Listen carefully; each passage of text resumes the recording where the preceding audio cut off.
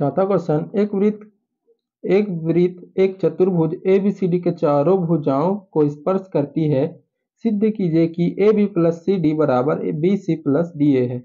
ठीक है, तो सबसे पहले देखो एक वृत्त एक चतुर्भुज ABCD के चारों भुजाओं को स्पर्श करती है बोला है। तो सबसे पहले एक वृत्त बनाते हैं। ठीक है, एक वृत्त बनाते हैं इस तरफ, तो मान लो हमारा एक वृत्त है। ठीक है, एक वृत्त हो गया, इसका केंद्र क्या है, O है। ठीक है, क्या बोला है, देखो एक वृत्त एक चतुर्भुज ABCD के चारों ओर चारों भुजाओं को स्पर्श करती है। सिंपल समझो, एक वृत्त है, एक चतुर्भुज ABCD के चारों ओर क्या है, चारों भुजाओं को स्पर्श करती है। ठीक है, तो यानी ऐसे, ये ऐसे स्पर्श कर रहा है इस तरफ से, और ये भुजा ऐसे स्पर्श कर रहा है। ठीक है, और ये भुजा इस वाले भुजा को स्पर्श कर रहा है। ठीक है, और ये भुजा इस भुजा को स्पर्श कर रहा है। ऐसे चारों ओर से क्या है, चारों भुजाओं को स्पर्श करती है, तो सिद्ध कीजिए कि इतना।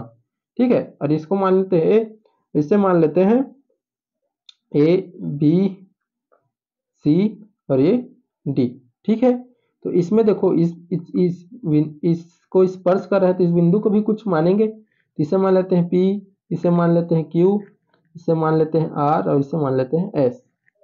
इतना समझ गए क्या? सब फिर से देखते हैं। एक वृत्त एक चतुर्भुज ABCD के चारों भुजाओं को क्या करता है, चारों भुजाओं को स्पर्श करता है बोला है। ठीक है, चारों भुजाओं को स्पर्श करता है, तो सिद्ध कीजिए कि AB प्लस CD बराबर है BC प्लस DA के। ठीक है, इतना समझ गए क्या? तो हमारा डायग्राम क्या ऐसे बनेगा, ऐसे बनेगा। ठीक है, तो चलो अब हल करते हैं। हल, ABCD एक क्या है, चतुर्भुज है, पहले बोल दिया।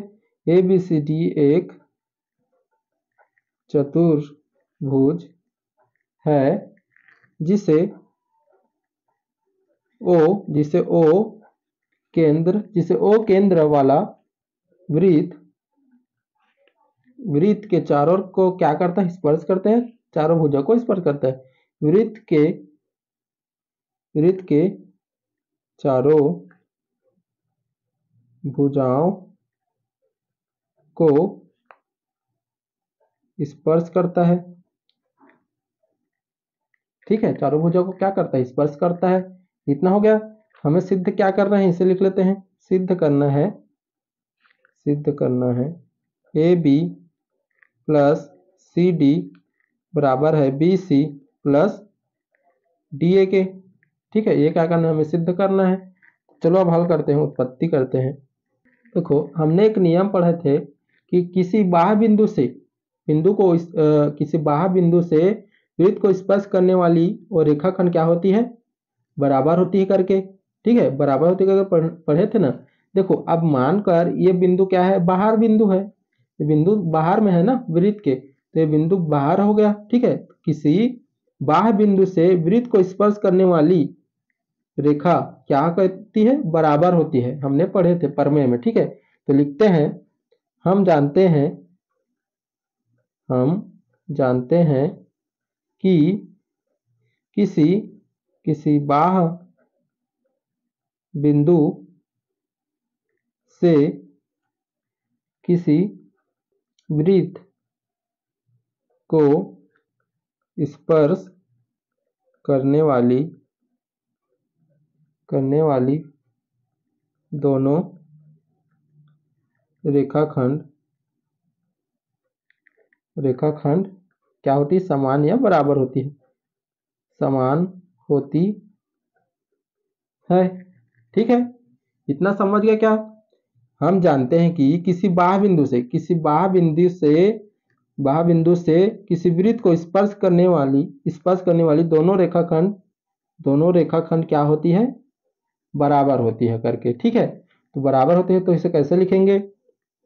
तो देखो, सिंपल से लिखना चाहे तो कैसे लिखेंगे इसको? देखो, AP यहां से लिखने स्टार्ट करते हैं। ये बाह्य बिंदु है A हमारा, तो AP लिखते हैं। AP बराबर होगा किसके, AS के। क्योंकि देखो, किसी बाह्य बिंदु से किसी वृत्त को किसी बाहर बिंदु से वृत्त पर कितने स्पर्श रेखा खींचे जा सकते हैं, तो 2 हमें पता है। किसी बाह्य बिंदु से वृत्त पर कितने स्पर्श रेखा खींचे जा सकते हैं, तो 2। एक ऐसे और एक ऐसे, ठीक है। तो दो बिंदु है, तो ए पी बराबर होगा किसके, ए एस के, ठीक है। समझ गए क्या, ऐसे देते हैं समीकरण एक। वैसी अब यहाँ भी बनेगा, A B P B P बनेगा और क्यू एस बनेगा, लिखते जाते हैं पूरा, ठीक है। बी पी बराबर होगा किसके, क्यू एस के, बी एस बी क्यू के, बी क्यू के, समीकरण दो। अब यहां से लिखते हैं सी, सी आर, सी आर बराबर होगा किसके, सी क्यू के, ठीक है, समीकरण तीन। उसके बाद देखो तो इस तरफ से भी होगा, अब डी आर, डी आर, ये डी आर बराबर होगा किसके, डी एस के, ठीक है। क्योंकि बाह्य बिंदु से कितने स्पर्श रेखा खींचते हैं, दो स्पर्शी रेखा तो खींचते हैं, तो ये दोनों भुजा ही बराबर होगा इस प्रमेय से, ठीक है। इतना समझ गए क्या, एक कर देते हैं समीकरण चार, इतना हो गया। तो समीकरण चारों को क्या करेंगे, जोड़ देंगे, ठीक है।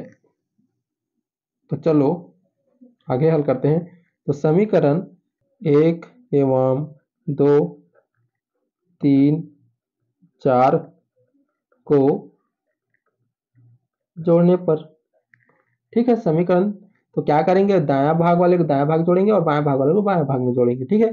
तो इसको देख जोड़ते हैं, A P plus B P plus C R plus D R, ठीक है, बराबर लेंगे तो ए एस, ए एस है ना, A S plus B Q, B Q C Q, और उसके बाद D S plus D S, ठीक है। इतना समझ गया क्या। अब देखो, अब देखो अब कैसे करेंगे, तो इसमें हम कैसे करेंगे, इसमें अब जोड़ी बनाएंगे, ठीक है। तो इसमें देखो ए पी बी पी का जोड़ी बन गया, ठीक है, और इसमें सी आर और डी आर का बन गया।